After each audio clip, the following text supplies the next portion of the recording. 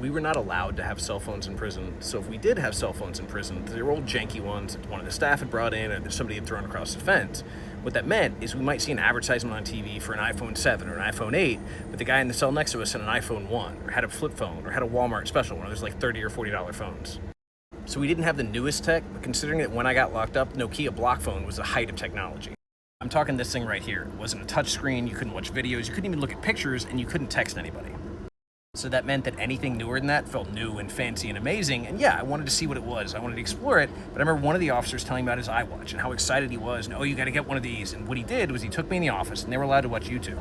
And so he showed me on YouTube this video about a guy using only his watch and not using his phone, doing all his phone calls, doing all his scheduling, doing all his meeting, and I was like, this is wild, this is like the Jetsons. And I still thought it was kind of funny or kind of extreme. I didn't understand why people would be so obsessed. And then a couple years later, I was actually out of prison. I went to go renew my contract. They were like, hey, you can get a free watch. And I was like, oh, I'll take one.